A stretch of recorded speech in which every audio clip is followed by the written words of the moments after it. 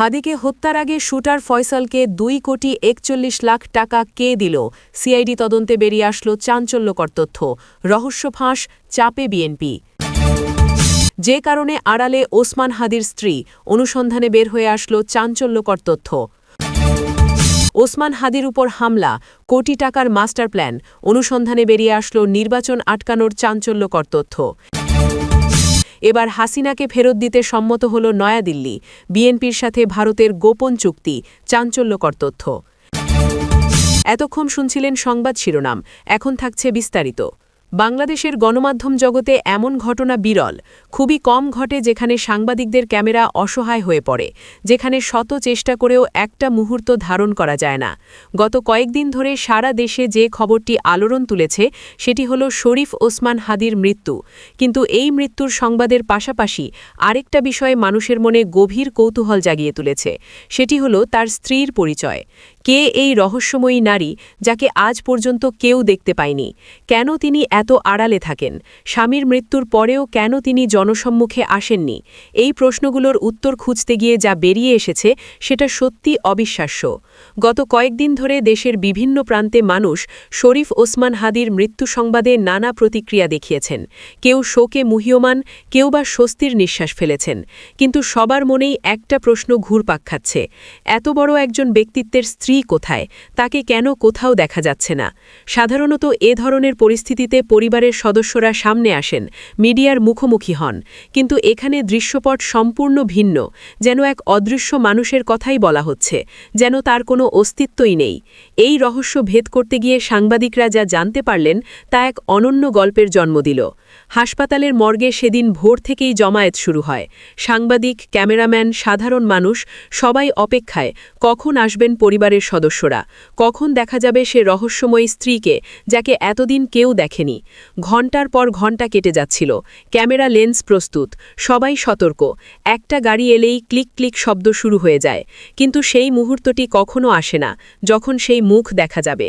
সকাল 9টার দিকে হঠাৎ একটা গাড়ি এসে থামল হাসপাতালের গেটে। সঙ্গে সঙ্গে পরিবেশ বদলে গেল হাসপাতালের। স্টাফরা যেন আগে থেকেই প্রস্তুত ছিলেন। তারা দ্রুত এগিয়ে গেলেন। সাথে ছিল বিশাল আকারের 2টা চলমান পর্দা।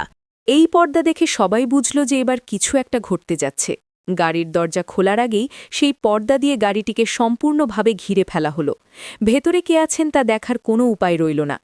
সাংবাদিকরা কাছে যাওয়ার চেষ্টা করলেন, কিন্তু নিরাপত্তাকর্মীরা কঠোরভাবে সবাইকে দূরে সরিয়ে রাখলেন।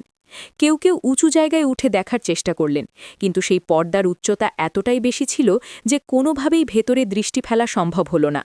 এক সাংবাদিক জানালেন যে তিনি 15 বছর ধরে এই পেশায় আছেন, কিন্তু এমন দৃশ্য কখনোই দেখেননি।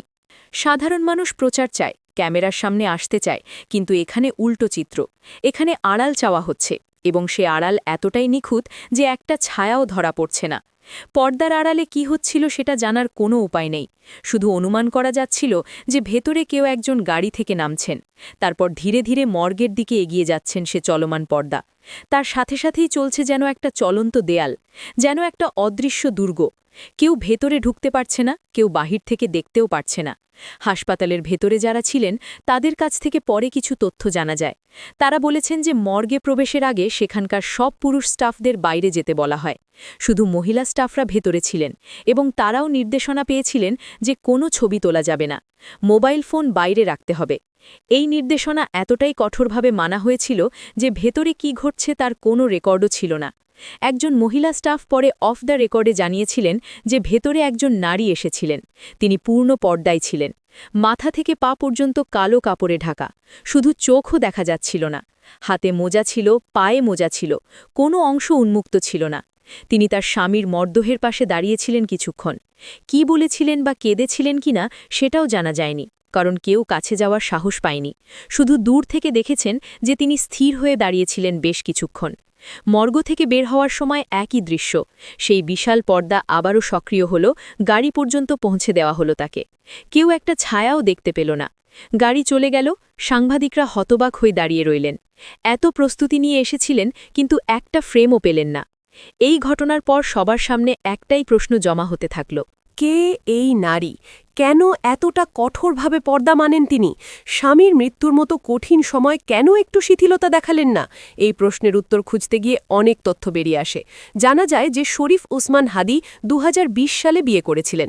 তার স্ত্রীর নাম রাবেয়া শম্পা। তিনি অবসরপ্রাপ্ত পুলিশ সুবেদার সুলতান আহমেদের কন্যা। বিয়ের পর থেকেই তিনি সম্পূর্ণ আড়ালে ছিলেন। ওসমান হাদির মতো এত পরিচিত মানুষের স্ত্রী হয়েও তাকে কেউ কখনো দেখেনি। কোনো অনুষ্ঠানে তাকে দেখা যায়নি, কোনো সামাজিক মাধ্যমে তার কোনো ছবি নেই। পরিবারের বাইরে কেউই তার মুখ চেনে না। ২০২৪ সালের ২১শে ফেব্রুয়ারি তাদের ঘরে একটি পুত্র সন্তান জন্ম নেয়। সেই সময়ও তিনি সম্পূর্ণ আড়ালে ছিলেন।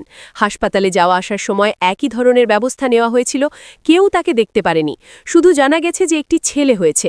মা ও শিশু উভয়ই সুস্থ আছেন। যারাই পরিবারের কাছের মানুষ তারা জানিয়েছেন যে রাবেয়া শম্পা অত্যন্ত ধার্মিক একজন নারী। ইসলামের পর্দার বিধান তিনি অক্ষরে অক্ষরে মেনে চলেন। তার মতে পর্দা শুধু কাপড়ের বিষয় নয়, এটা একটা জীবন দর্শন, একটা বিশ্বাসের প্রতিফলন। এই বিশ্বাস থেকে তিনি কোনো অবস্থাতেই সরে আসতে একদমই রাজি না। স্বামীর জীবদ্দশায় যখন তিনি বিভিন্ন অনুষ্ঠানে যোগ দিতেন তখনও স্ত্রীকে সাথে নিতেন না। অনেকে এটা নিয়ে কৌতূহলী হতেন, জিজ্ঞেস করতেন কেন আসছেন না। উত্তর পেতেন যে তিনি পর্দানশীল, তিনি বাইরে বের হন না। এর উত্তরে কেউ সন্তুষ্ট হতেন, কেউ বিস্মিত হতেন, কিন্তু কেউই তাকে কখনোই দেখার সুযোগ পাননি। ওসমান হাদির মৃত্যুতে যখন দেশ জুড়ে তোলপাড় শুরু হলো তখন অনেকেই ভাবলেন এবার তো স্ত্রীকে সামনে আসতে হবে, মিডিয়ার সামনে কথা বলবেন, কিন্তু তিনি আসেননি। আবারও স্বজন হারানোর বেদনায় শেখ হাসিনা। তবে এবার নিজের নয়, ভালুকায় ঘটে যাওয়া নৃশংস হত্যাকাণ্ডে নিহত দীপু দাসের বাবার সঙ্গে কথা বলেছেন শেখ হাসিনা। বিশ্লেষকদের মতে সংবেদনশীল ও আবেগঘন পরিস্থিতিতে থাকা পরিবারটির অসহায়ত্বের সুযোগ নিয়ে নিজের রাজনৈতিক এজেন্ডা বাস্তবায়নে মজেছেন শেখ হাসিনা। একটি ফেসবুক লাইভে তিনি কথা বলেন যা শুনলে যে কোনো বিবেকবান মানুষের মনে ঘৃণা উদ্রেক হতে বাধ্য। সামাজিক যোগাযোগ মাধ্যমে ছড়িয়ে পড়া ভিডিও ক্লিপটি পর্যালোচনায় দেখা গেছে কথোপকথনের সময় শোকাহত দীপু দাসের বাবাকে পাশ থেকে কেউ একজন নিচু স্বরে কথা শিখিয়ে দিচ্ছিলেন। দৃশ্যত কি বলতে হবে, কার নাম উল্লেখ করতে হবে সে বিষয়ে তাকে নির্দেশনা দেওয়া হচ্ছিল। বিশ্লেষকদের মতে একজন সদ্য সন্তানহারা বাবাকে এভাবে রাজনৈতিক বয়ান তৈরির হাতিয়ার হিসেবে ব্যবহার করার বিষয়টি নৈতিক প্রশ্নের বড় প্রশ্ন জন্ম দিয়েছে।